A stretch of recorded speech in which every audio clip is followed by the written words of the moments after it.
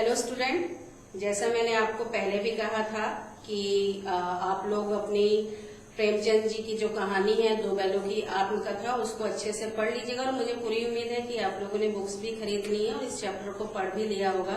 लेकिन फिर भी थोड़ा सा मैं इस पार्ट पे जो है आपका प्रकाश डालने की कोशिश करती हूँ। तो सबसे पहले हम इस पार्ट के जो लेखक हैं प्रेमचंद जी, मैं उसके बारे में थोड़ा सा बताना चाहूंगी। मुंशी प्रेमचंद जी का जन्म 1880 में बनारस के लम्ही गांव में हुआ था और उनका जो मूल नाम था वो धनपत राय था। प्रेमचंद का जो जीवन था बचपन में बहुत ही अभावों में बीता। उनको शिक्षा विभाग में नौकरी भी मिली, परंतु उस समय असहयोग आंदोलन चल रहा था और असहयोग आंदोलन में पूर्ण रूप से भाग लेने के लिए उन्होंने अपनी सरकारी नौकरी से त्यागपत्र दे दिया और लेखन कार्य के प्रति पूरी तरह से समर्पित हो गए। और सन 1936 में इस महान कथाकार का देहांत हो गया। प्रेमचंद की कहानियों में मानसरोवर के प्रेमचंद जी की जो कहानियां हैं वो मानसरोवर के 8 भागों में संकलित हैं। इसके अलावा सेवा सदन, प्रेमाश्रम, रंगभूमि, कायाकल्प, निर्मला, गबन, ये गोदान, ये सब इनके बहुत ही प्रमुख उपन्यास हैं। प्रेमचंद जी को यथार्थवादी लेखक कहते हैं। अब आपको यहाँ लग रहा होगा कि यथार्थवादी मैम ने नाम लिया है, तो यथार्थवादी क्या है? देखिए, यथार्थ अभी इसकी जो परिभाषा है वो बहुत जटिल है और अभी आपको उसकी परिभाषा को समझाना ठीक नहीं है, ना परिभाषा पूछी भी नहीं जाएगी कहीं भी। लेकिन यथार्थ क्या होता है? यथार्थ होता है वास्तविकता, प्रेजेंट या प्रत्यक्ष। यथार्थ का आप अर्थ ले सकते हैं प्रत्यक्ष, और प्रत्यक्ष रूप से हमारे आसपास, हमारे समाज, हमारे वातावरण में जो घटित हो रहा है।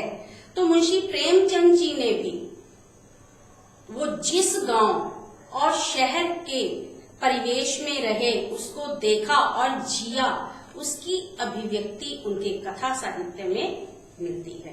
किसानों और मजदूरों की दयनीय स्थिति, दलितों का शोषण, समाज में स्त्री की दशा, स्वाधीनता आंदोलन आदि इनकी रचनाओं के मूल विषय रहे हैं।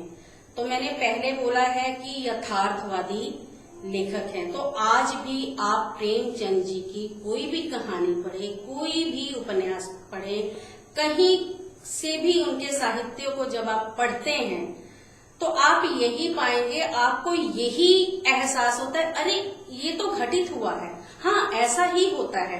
वो आपके जीवन से कहीं ना कहीं जुड़ा हुआ आपको मिलता है कि नहीं, ऐसा तो मैंने कहीं देखा है, ऐसा ही है। तो यही है यथार्थवाद की विशेषता। तो उन्हीं के कहानी संग्रह में से एक है हमारे दो बैलों की कथा। तो दो बैलों की कथा के माध्यम से प्रेमचंद जी ने कृषक समाज और पशुओं के बीच में जो भावात्मक संबंध होता है उसका वर्णन किया है। इस कहानी में उन्होंने ये भी बताया है कि स्वतंत्रता सहज में नहीं मिलती, उसके लिए बार बार संघर्ष करना पड़ता है।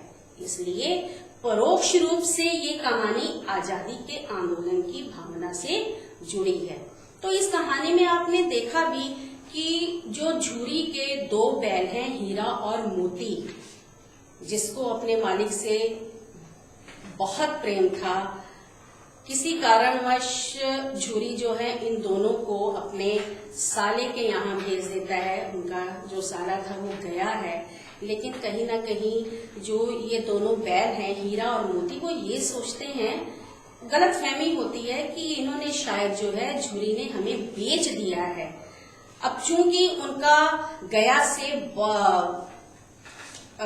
झूरी से बहुत ज्यादा प्रेम था, इसलिए वो गया के साथ जाने में असहजता महसूस करते हैं और अपनी रस्सियां छुड़ाकर वापस झूरी के पास पहुंचते। किसी तरह गया उनको लेके जाता है, खींच के बड़ी जोर जबरदस्ती से उनको लेके जाता है। तो उनका वहां मन नहीं लगता, तो वहां से वो भागने की कोशिश करते हैं। तो आपने देखा होगा कि वहां उनकी मुलाकात जो होती है एक छोटी बच्ची से होती है जो गया की भतीजी होती है। उसके माँ बाप मर चुके होते हैं और उसकी जो चाची है वह उसके साथ सौतेला व्यवहार करती है, उसका व्यवहार उसके प्रति अच्छा नहीं होता है, तो उस बच्ची का इन बैलों के प्रति बहुत ही ज्यादा जो है प्रेम उमड़ता है। बच्ची को कहीं ना कहीं लगता है कि इस समय उसकी और उन दोनों बैलों की स्थिति उसके ही जैसी है, इसलिए वो उनको वहां से आजाद करने में बहुत ही महत्वपूर्ण भूमिका निभाती है। वहां से छूटने के बाद आप देखते हैं, आपने पढ़ा कि वो जो है उनका मुकाबला, उनका जो सामना होता है एक बहुत ही तगड़े सांड से होता है, उससे भी वो दोनों मिलकर मुकाबला करते हैं। फिर मटर के खेत में जब चल रहे होते हैं तो वहां भी उनको मार मार के भगाया जाता है, लेकिन फिर भी वो जो है किसानों के हाथ में आ जाते हैं और वहां से उनको कांजी हाउस में भेज दिया जाता है। और यहाँ बात आती है कांजी हाउस की। कांजी हाउस होता क्या है? कांजी हाउस देखिए वो जगह है जहाँ छुट्टा जानवरों को पकड़ के रखा जाता है और वहां पे उनकी देखभाल की जाती है, वहां उनकी हाजिरी ली जाती है, ये देखा जाता है कि कहीं कोई जानवर भागा तो नहीं, तो वहां इन दोनों बैलों को रख दिया जाता है। बहुत ही बुरा व्यवहार होता है, खाने पीने के लिए कुछ नहीं दिया जाता है। 1 हफ्ता वहां रहते हैं और धीरे धीरे धीरे धीरे जो हट्टे कट्टे ताकतवर बैल थे वो उनकी जो है हड्डियां निकल आती हैं, बहुत ही कमजोर हो जाते हैं। हीरा और मोती जो है दोनों ही वहां से भागने की कोशिश करते हैं और अपने साथ वहां जो और जानवर रहते हैं उनको भी आजाद करने की पूरी कोशिश करते हैं। वहां से भी वो किसी तरह छूटते हैं, भागते हैं, लेकिन वहां भी भागने से पहले क्या है, उनको कसाईयों के हाथ में सौंप दिया जाता है, उनकी बोली लगा दी जाती है। तो कसाई से भी वो छूटकर वहां से भागते हैं और वापस फिर किसी तरह संघर्ष करते हुए वापस झूरी के पास आ जाते हैं। तो इस पूरी कहानी में आपने ये देखा कि हीरा और मोती को जगह जगह पर हर समय अपनी आजादी के लिए संघर्ष करना पड़ा, उन्हें मुसीबतों का सामना करना पड़ा, लेकिन उन्होंने हिम्मत नहीं हारी और संघर्ष करते रहे और अंततः वो अपने मालिक के यहाँ वापस पहुंच गए। और जब वो वापस पहुंचते हैं तो उनका मालिक छुरी भी उनको देखकर बहुत ही प्रसन्न होता है। तो इस पूरी कहानी में यही है, इस पूरी कहानी ही आजादी और संघर्ष के आधार पर टिकी हुई है। तो इस कहानी में देखिए कुछ कठिन शब्द आएंगे जिसके बारे में मैं आपको बता देती हूँ। कठिन शब्दों में देखिए सहिष्णुता, पराकाष्ठा, विनिमय, आत्मीयता, रस्सियां, प्रेमालिंगन, आक्षेप, तृप्ति, ठठरियां, ठठरियां क्या होता है? हड्डियां, उन्मत्त, दुर्बलता।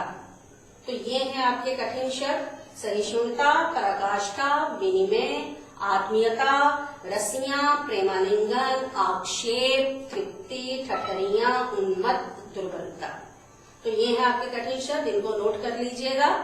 आगे है शब्दार्थ। शब्दार्थ देखिए, निरापद, निरापद यानी सुरक्षित, सहिष्णुता, सहनशीलता, गोइंग, गोइंग यानी जोड़ी, 2 बैलों की जोड़ी, पराकाष्ठा, अंतिम सीमा, गण्य, गणनीय या सम्मानित, पगहिया, पशु बांधने की रस्सी। तो आपने पढ़ा होगा कि दोनों बैल अपने पगहे तोड़ाकर भाग जाते हैं। तो वो पगहे क्या है? जिस रस्सी से बैलों या पालतू जानवरों को बांधा जाता है। विग्रह, अलगाव। तो ये हैं आपके शब्दार्थ। तो कठिन शब्द और शब्दार्थ जो है वो आप अपनी कॉपी में नोट कर लीजिएगा। आगे जो हम फिर मिलेंगे आपसे और उसमें जो इस पाठ से संबंधित प्रश्न उत्तर हैं उस पर विचार विमर्श करेंगे, ताकि आपको कॉपी बनाने में, नोट्स बनाने में थोड़ा आसानी हो। तो यही मैं अपना जो है लेक्चर जो अंत करती हूँ। हम फिर मिलेंगे। धन्यवाद।